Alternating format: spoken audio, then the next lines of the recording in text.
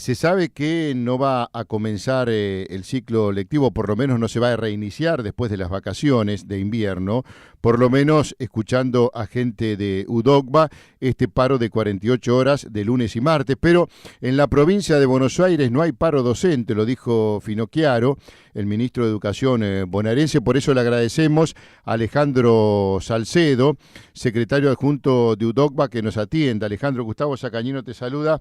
Gracias por atendernos. ¿Cómo te va? No, por favor, gracias a ustedes. Buenas tardes para todos. Bueno, ¿hay paro pero o no hay paro? ¿Cómo es el tema? Sí, va a haber paro el lunes y martes porque la provincia de Buenos Aires, que dice estar dialogando en paritaria, el 7 de julio convocó a una paritaria, a una comisión técnica salarial de la paritaria docente, y en la misma no hizo ninguna oferta salarial, no hizo ningún gesto como para que desde los sindicatos, desde los docentes, veamos que el gobierno quiere cumplir su palabra de que si la inflación subía, iba a recomponer el salario. La inflación en los primeros 6 meses del año ya es del 27%, la expectativa muy probablemente sea de que la inflación supere el 40%, y el aumento real a los docentes fue de un 25%. Eso en 34,6 en 3 etapas. Si analizamos las cifras, es del 25%. Por lo tanto, va a haber paro y usted podrá cerciorarse por sus propios medios el lunes y martes de que no va a haber clases producto del paro en razón de todos estos reclamos que acabo de mencionar. Alejandro, ¿y por qué Finocchiaro hizo esa declaración en la provincia de Buenos Aires? No hay paro docente. No lo sé, la verdad que no lo sé porque es llamativo porque Finocchiaro que espera el lunes y martes a ver si hay o no hay paro, pero no que así de antemano diga de esta forma que digamos raya en la falta de libertad sindical, porque ¿cómo puede decir eso cuando nosotros hemos declarado la medida de fuerza? Esto se ha decidido, este paro se ha decidido en las asambleas del día 13 de julio. Nos juntamos en asambleas de las escuelas del distrito y en toda la provincia, y hoy fue ratificado con un plenario provincial de secretarios generales, producto del mandato de las escuelas y de los distritos. Alejandro, a lo mejor dice esto porque otros gremios docentes no se estarían adhiriendo, ¿o esto es en general? Es una manifestación política, ¿no? Como queriendo decir que no va a tener un alto acatamiento. Es verdad que somos el único sindicato que va a realizar una medida de fuerza, pero bueno, cada sindicato hace lo que cree que tiene que hacer. Nosotros, nuestros delegados, nuestros afiliados y los no afiliados, porque en las asambleas también participan en las escuelas compañeros que son afiliados a otros gremios o no afiliados y también han mandatado. Otros sindicatos no creen que haya que hacer medidas de fuerza. Bueno, a nosotros nos parece que con lo que acabo de mencionar, fíjese que todas las provincias y la capital federal, todo lo que lindan con la provincia de Buenos Aires, tienen sueldos de 1.000, 1.500, 2.000 pesos por encima del sueldo que tiene un maestro de grado en la provincia. La pobreza hoy, la línea de la pobreza está en por lo menos 2.500 pesos, 12.500 pesos, y la indigencia 6.300, y nosotros estamos en 9.800, estamos a medio camino de la indigencia y la pobreza. Esto no lo podemos admitir, por lo tanto son por los motivos por los que estamos reclamando la apertura de paritaria y una recomposición salarial que permita al docente hacerle frente al avance que está teniendo la inflación, que se está diciendo mes a mes. Alejandro, en UNACTA se había firmado este compromiso de apertura de paritaria según el avance de la inflación. Era algo que se había hablado y que había quedado en la palabra porque costó el reconocimiento por parte del gobierno de volver a abrir las paritarias con el gremio docente. No, fue un compromiso escrito, está bien. expresamente y explícitamente escrito en el acta de la paritaria del 25 de febrero, una paritaria que se llevó a cabo en el Ministerio de Economía, que estuvo el Ministro de Economía, el Ministro de Trabajo, el Ministro de Educación, Finocchiaro, el Director General de Cultura y Educación. Y en esa reunión, que nosotros como gremio rechazamos el aumento, la propuesta, fue aceptada por otros sindicatos, fue sometida a consideración, y se incluyó la cláusula de monitoreo, que era una obligación que tenía el gobierno de que en tanto en cuanto la inflación no sea la que habían especulado, la que habían previsto, que preveían una inflación del 20 al 25, ¿no? Una cosa, digamos, demasiado llamativa que le hayan errado por tanto, porque en 6 meses cumplieron con la expectativa inflacionaria, se cumplió en la realidad con la expectativa inflacionaria que tenía el gobierno para todo el año. Por lo tanto es muy llamativo que haya habido tanta diferencia o tanto error.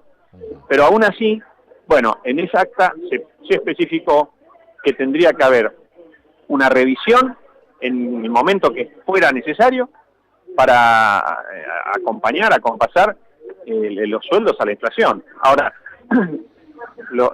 el gobierno dice que el aumento fue de un 34,6. Sí. Fue en 3 etapas. El aumento real fue de un 25. ¿Real un 25 porque se fueron perdiendo con el avance de la inflación? No solo por eso, sí, por eso, porque ahí es el poder adquisitivo, pero aparte si uno, el aumento salarial fue una parte en febrero, otra en marzo y otra en julio. Si nosotros anualizáramos todas esas cifras, como si la cobráramos de enero a diciembre, hacer un prorrateo anualizando todos los aumentos en todos los meses del año, el aumento es de un 25. El 34,6 es nominal, de punta a punta, es decir, desde antes de empezar el aumento y cómo termina al final, pero no es un aumento real, porque no lo cobramos todos los meses, todo el aumento. ¿Me explico? Si lo cobráramos todos los meses con los mismos montos, claro, la misma plata, y lo repartiéramos todos los meses, eso da un 25 de aumento. Y aparte del 25, hay un gran componente en negro, porque casi el 60% del sueldo en negro, el sueldo del docente es en negro. Lo que agrava la situación. ¿Por qué esto no se ha podido solucionar? ¿Por qué no se blanquea parte del sueldo del docente? Al contrario, este año tuvo más porcentaje en negro que el año pasado. ¿Y por qué se da esto? ¿En qué rubro, Alejandro? Mire, en la provincia de Buenos Aires el sueldo del docente está establecido en una ley, que es el Estatuto del Docente, sí, y dice claramente los conceptos que tiene que tener el sueldo. Si nosotros nos rigiéramos por esos conceptos, si solo se pagara de esa forma, el sueldo sería muy distinto. Ahora, cuando ponen sumas en negro, es decir, sumas fijas, que achatan la pirámide salarial, que la gente con antigüedad no cobra sobre esas sumas, que la gente con jerarquías, directivos, sobre esas sumas tampoco lo cobran, eso lo que hace es que un docente que recién se inicia cobre muy similar a uno que tenga 10 años, que tenga 15 años. Claro. Recién a partir de los 15 años se despega algo el salario respecto de los que recién se inician. Y eso genera una distorsión muy grande para el sistema, para dentro del sistema, desalienta la carrera docente porque un jerárquico cobra similar a un cargo de base y después que es ilegal, porque esas sumas fijas que nos pagan son sumas que no tienen normativa, que no tienen respaldo normativo. No hay ninguna ley que le permita al gobierno de la provincia pagar con sumas fijas que no sean las establecidas en el artículo 31 del Estatuto para mayor precisión. Sí, Alejandro, ¿con quiénes mantuvieron negociaciones ustedes en los últimos días, en las últimas horas? No, nosotros con negociaciones no mantuvimos con nadie. ¿Conversaciones? Tampoco. El último contacto que tuvimos fue el 7 de julio en una comisión técnica de la paritaria salarial docente, sí, que fueron a funcionarios de tercera línea, ¿no?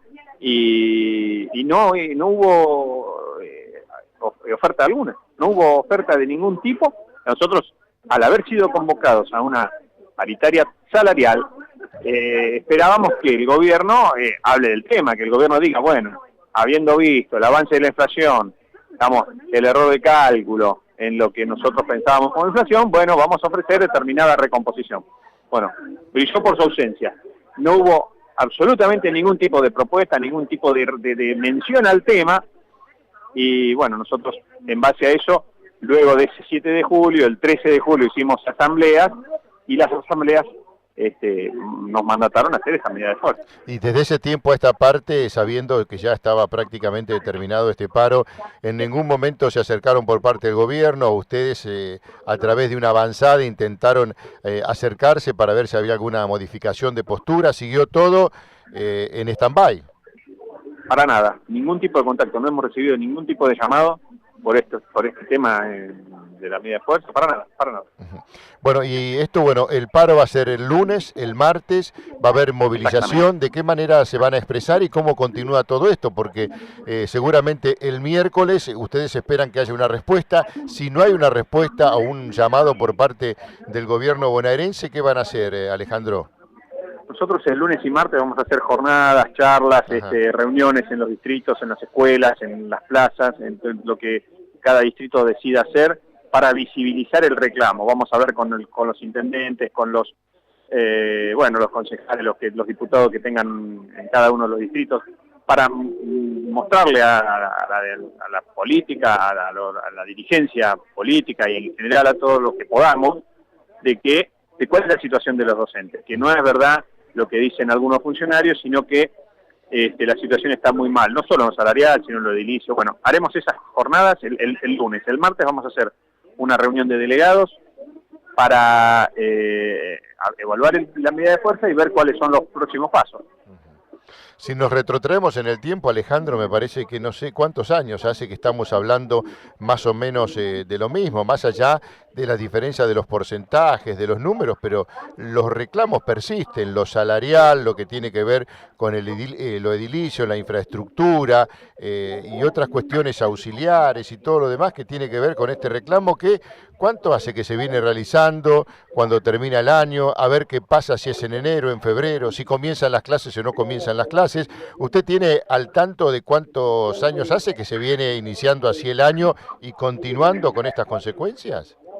Mire, nosotros el año 2005 empezamos con este tema del blanqueo salarial, con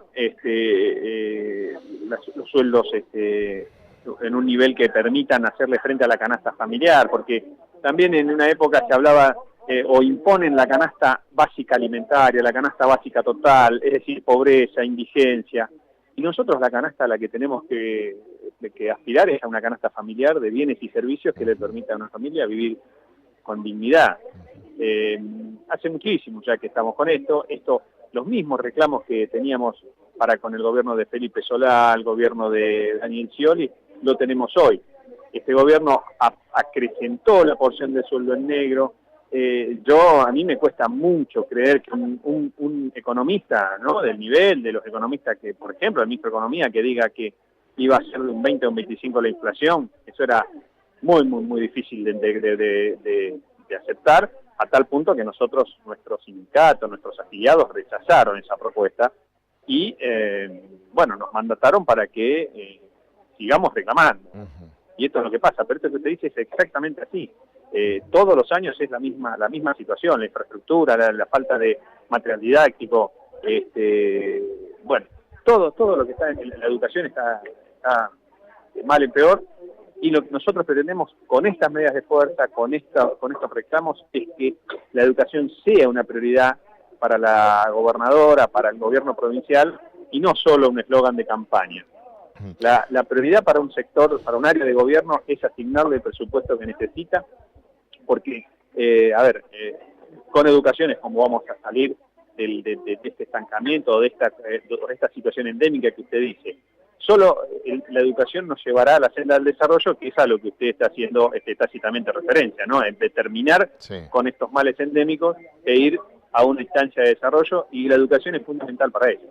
Alejandro, lo mejor, que de una vez por todas esto se solucione, porque siempre hay buenas expresiones, deseos, y después, desgraciadamente, eso no se concreta en la práctica y seguimos insistiendo en la lucha, en los reclamos, en la necesidad de la gente, un gobierno que aparenta tener buenas intenciones por momentos y después no sabemos por qué, cuando lo lleva a la práctica comete errores, pide disculpas, cambia, y me parece que ese incesante ir y venir desgasta un poco, ¿no? Y lo que tiene que ver con la confiabilidad, cuando la confiabilidad empieza a tambalear, me parece que la cosa también comienza a complicarse. Pero mire, cuando uno comete un error siempre tiene consecuencias y tiene costos.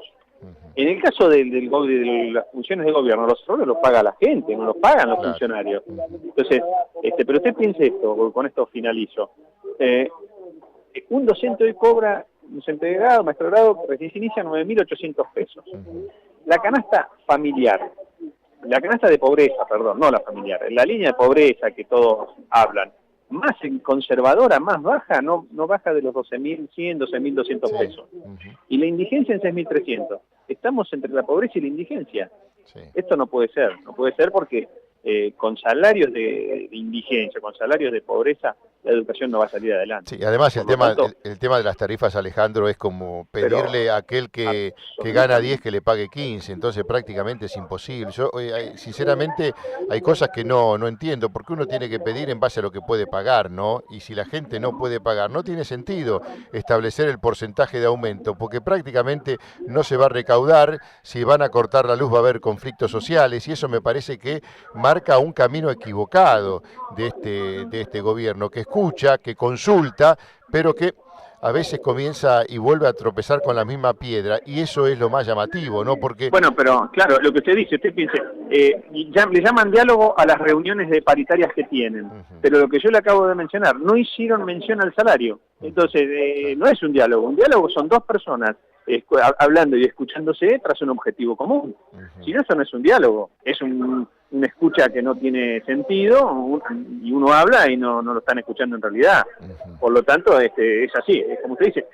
A ver, el tarifazo encima, después lo que va a terminar pasando es que la gente le va a venir un choclo, porque ahora la gente no está pagando. Claro. Las empresas debieron haber tenido los fallos en firme primero y después sí hacer las ¿cómo se llama? Las boletas, enviar las boletas, las facturas como corresponde.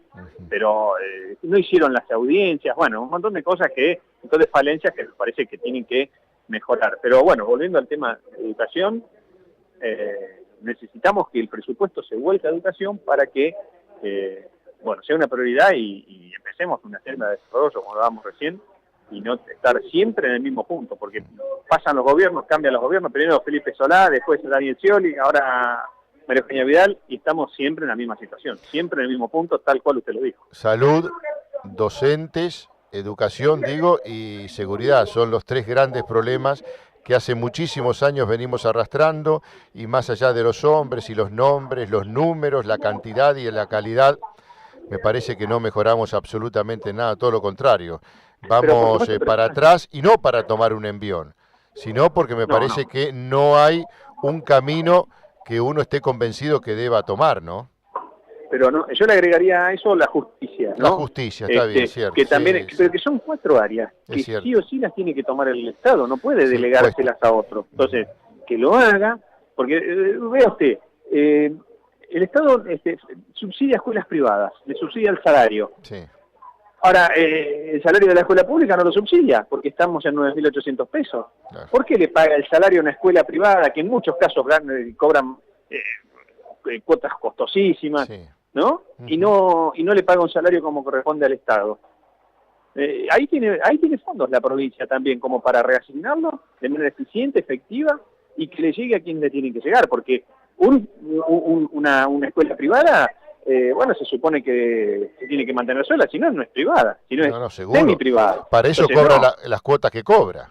Pero claro, el Estado que ponga plata en su escuela, en la escuela estatal, y que los chicos tengan clases en la escuela estatal como tienen que tener, en las condiciones que tienen que tener.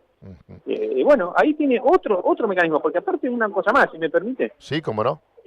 María Eugenia Vidal, el gobierno provincial, tuvo un aumento del presupuesto de más del 50% este año respecto al año anterior. Tuvo una autorización de endeudamiento por 60.000 millones de pesos. Tuvo ahora, con la sintonía que tiene por primera vez la provincia con la nación, o desde hace mucho tiempo que no la tiene, está logrando fondos por coparticipación que no lograba antes. A eso hay que sumarle que subestiman los ingresos. Bueno, con todo esto que acabo de mencionar, se forma una masa de dinero más que suficiente como para dar un aumento salarial a los estatales, a los docentes, a todos. Porque, mire, por repartir lo que haya, riqueza o no riqueza, lo que haya es por medio de los salarios. Porque es la forma más rápida, más idónea, ¿no? Es a través del consumo y de los salarios. De otra forma, la teoría del derrame es una teoría que ya se probó que es equivocada, que no da resultados, genera inequidades. Después no trae otra cosa que conflicto social. Alejandro, le agradecemos este contacto y cuando sea necesario lo volveremos a reanudar. Le mando un abrazo muy grande. Igualmente, espero el llamado cuando quieran. Bueno.